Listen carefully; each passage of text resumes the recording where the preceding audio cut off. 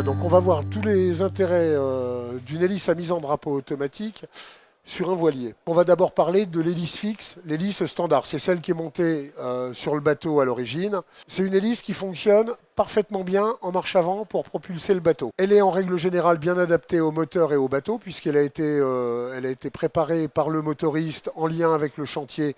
Donc c'est quelque chose qui a été étudié pour bien fonctionner.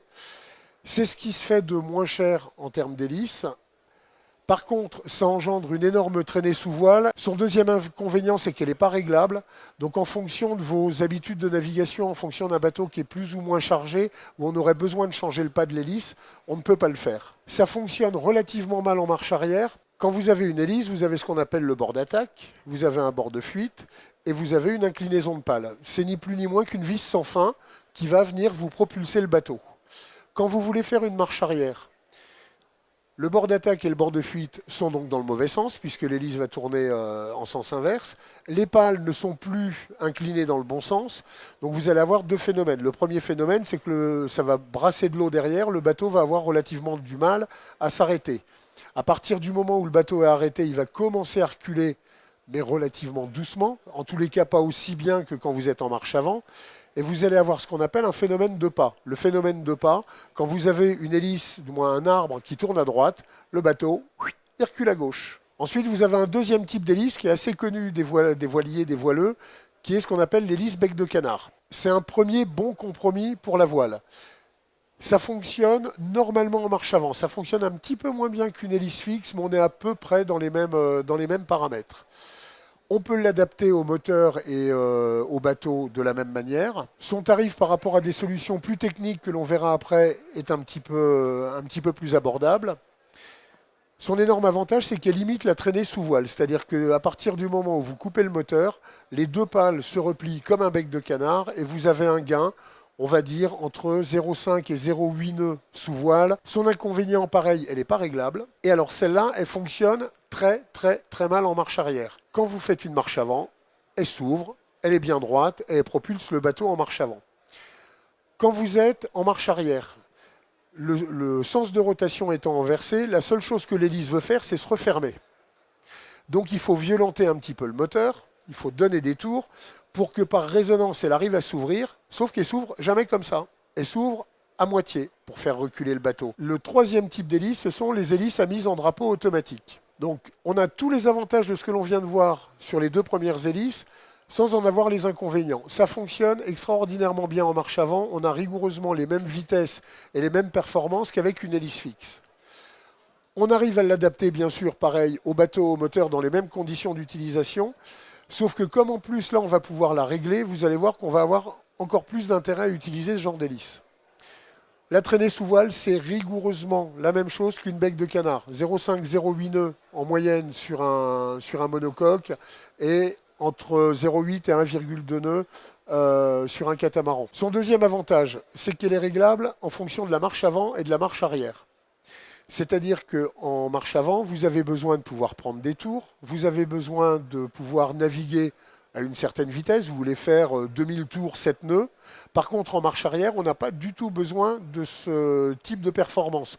En marche arrière, on a besoin d'avoir du couple, d'avoir ce qu'on appelle un phénomène de tracteur, c'est-à-dire dès qu'on enclenche marche arrière, il faut qu'on ait une force suffisamment importante pour stopper le bateau, pour l'emmener à reculer immédiatement. Et surtout, sur l'hélice à mise en drapeau automatique, on a une marche arrière qui est inégalable. C'est-à-dire, je reprends toujours mon hélice qui fonctionne en marche avant, qui fonctionne très bien. Dès que je suis sous voile, j'éteins mon moteur, je passe un petit coup de marche arrière, je bloque l'arbre, l'hélice se met en drapeau automatiquement, je repasse au neutre et l'hélice se retrouve dans cette position-là. Donc vous avez juste 1 mm de traînée. L'énorme avantage, c'est qu'en un demi-tour d'arbre, je dis bien un demi-tour, vous passez de la position marche avant à la position marche arrière. Je viens d'inverser mon bord d'attaque, mon bord de fuite et mon inclinaison de pale. Bilan, j'ai rigoureusement la même performance en marche arrière qu'en marche avant. Mon bateau s'arrête vite, recule et surtout recule droit puisqu'on élimine le phénomène de pas. Et ça existe en 2 pales, en 3 pales, en 4 pales et en 5 pales. Chez Maxprop, vous avez deux types d'hélices. Les premières qui s'appellent les classiques, qui existent en 2 pales et en 3 pales. Leur petit inconvénient, c'est qu'elles arrivent entièrement démontées. Elles arrivent en une dizaine de morceaux, vous avez un moyeu, vous avez des pignons. Il ne faut pas être non plus ingénieur, il faut être méticuleux pour la monter. Son inconvénient, c'est que le jour où on a besoin de changer le pas ou de changer un réglage, on est obligé de toute la redémonter, ce qui oblige à faire une sortie d'eau du bateau, puisqu'on ne peut pas le faire bateau à l'eau. Donc on va voir les phases de montage d'une hélice classique. Donc voilà, la phase de montage, la première chose qu'on fait, on vient mettre le moyeu sur l'arbre avec sa clavette. Une petite rondelle, un écrou, donc ensuite clé à molette, on vient serrer cet écrou. Ensuite, vous avez deux petits trous de part et d'autre de cet écrou qui sont des goupilles de sécurité. Donc on a un premier écrou, ensuite on est venu mettre deux goupilles de sécurité. Ensuite, on vient insérer un pignon conique. Ce pignon conique, quand on vous livre votre hélice, on vous dit pour la régler à 20 degrés en rotation droite, le pignon conique, il va falloir mettre le repère T en face du point. Vous avez tout un tas de lettres sur le pignon. Vous avez un petit point, on vient de l'aligner en face du point. Ensuite, on vient mettre les deux ogives qui viennent de part et d'autre du moyeu. Donc là, jusque-là, on est dans des choses faciles à faire. Voilà, une fois qu'on a les deux ogives qui sont montées, on a des petites vis BTR. Alors pareil, chaque vis BTR a une goupille de sécurité. Donc après, ici, vous avez marqué pas le numéro 1, pas le numéro 2, pas le numéro 3. Ce qu'on conseille à tout le monde de faire une fois que cette opération est finie, c'est de venir scotcher l'ensemble de l'hélice sur l'arbre de manière à ce que si on bouge, on fasse tout bouger en même temps. On a 3 pales qui sont marquées numéro 1, numéro 2, numéro 3. On a ce qu'on appelle un spacer qui est une pièce à 3 tiges sur lequel il y a marqué numéro 1, numéro 2, numéro 3. Donc je dirais que tant qu'on sait compter jusqu'à 3, normalement on doit pouvoir monter une hélice 3 pales. Et pareil, on a un repère qui est une autre lettre sur lequel on vous dit venez mettre sur le repère, mettons D, et vous venez vous encliquer sur le repère D en mettant les 3 pales dans l'ogive. On vient graisser tout ça. Vous avez le cache central sur lequel il y a marqué numéro 1, numéro 2, numéro 3, et pareil, on vient de l'aligner les uns par rapport aux autres. Encore une fois, on a des vis BTR, et sur ces vis BTR, on a des goupilles de sécurité. Après, il n'y a plus que l'anode à venir monter. On vérifie bien que son hélice tourne de droite à gauche, de gauche à droite, voir s'il n'y a pas un point dur, si on n'a pas serré un peu trop fort. La plupart du temps, les deux ogives, on dit serrez-les en quinconce, un peu comme une culasse pour ceux qui font de la mécanique. Extrême droite, extrême gauche, en haut, en bas, et on y arrive très facilement. Nouveau, vous avez ce qu'on appelle les hélices Easy, qui existent en 2, 3 et 4 pales, et les Whispers en 5 pales. Plus une cinquième que je vais rajouter, qui vient d'arriver et que vous pourrez voir sur notre stand, qui s'appelle la Boomerang, qui est spécifique pour les gens qui ont des inverseurs hydrauliques. L'hélice arrive rigoureusement dans cet état-là.